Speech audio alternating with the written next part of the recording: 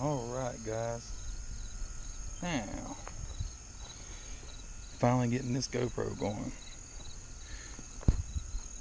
I'm going to start putting more videos on this channel again, like I did back in the day when I used to have my old Mustangs. I got some of those videos on here. You guys may have seen them, you may have not, who knows. But this is my 2007 Shelby GT500. I just picked it up a couple of months back, about 3 or 4 months ago probably. 108,000 miles. I gave 16.5 for it. It's a pretty clean car. I've only done a couple little minor things to it so far. I've got these 4-star F14 drag pack on it.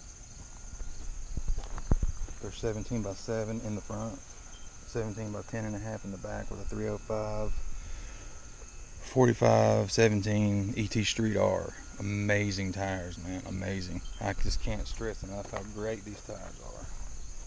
Wonderful, wonderful, wonderful. Overall, the car is pretty clean. It's got the 1314 style taillights, borla stingers,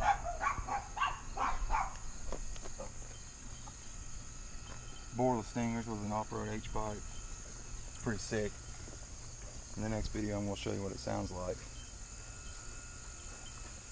It has minor issues for a 100,000 mile car, like the hood vents are slightly faded. I'm going to try to paint them.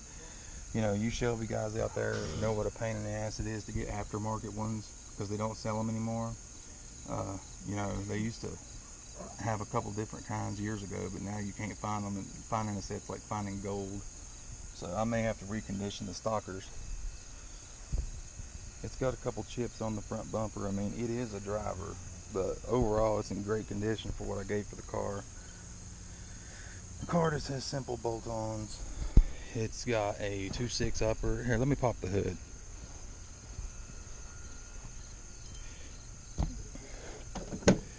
It's got a 2.6 upper on a stock blower, JLT cold air. Let me get the hood pops and I'll tell you more about it.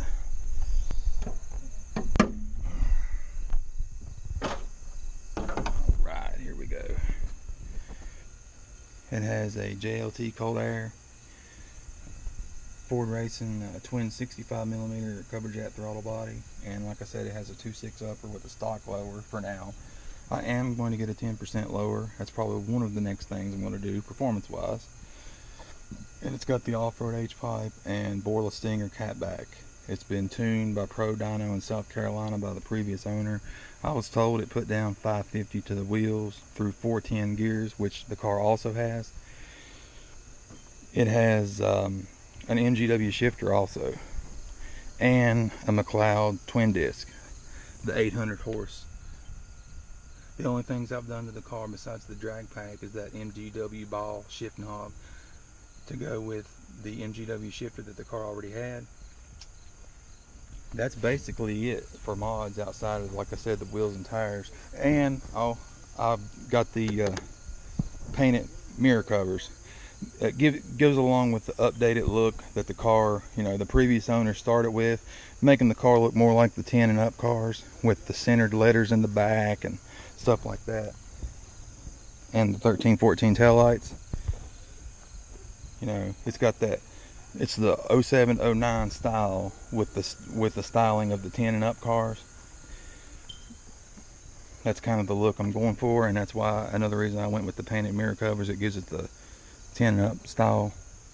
But if you're wondering why there's a K&N sticker there, this filter is obviously a little bit dirty. Well, a couple months back, I tried to put a 5-inch K&N filter on it instead of trying to go through the hassle of cleaning this. Well, the K&N did not have the screen built into it like the JLT filter did. And believe it or not, it caused a lot of problems. Evidently, the air coming in, the computer was seeing it as lean, or so the guys on the forum told me. And because of that, it overcompensated, dumping a bunch of fuel into it to the point to where the car was throwing a check engine light code for rich condition. And it was running like crap, part throttle mostly. Little do I know, switched it back to this filter, smoothed out soon thereafter. Check engine light as it came back. It's perfect. So if your car was tuned with a screen built into the filter, you cannot run one without a screen unless you have the car retuned again. So it will cause problems. On my old 97 Cobra I used to have, one of the other 7 Mustangs that I've once had before this one, I put a JLT intake on it and took the screen out of the factory mass airflow sensor, which was like 80 millimeters or something like that, but it didn't cause any drivability issues or any other issues. So I guess it's because the older cars, maybe they didn't have, maybe the computers weren't as finicky or something. But just watch that. If you replace the filter, do not replace it with a filter that doesn't have a built-in screen if your car was tuned with a filter with a screen, if that makes any sense. But anyway, I'm going to wrap this video up here in a little while. I'm going to do another video where I take I'm going to figure out a way to put the camera on the back bumper so you can hear this beast. This 5.4 with this exhaust setup is unbelievable, man. It sounds, oh my god, it sounds amazing. It runs amazing too. This thing is pretty quick for what it is. But I'll see you guys in the next video. Peace out.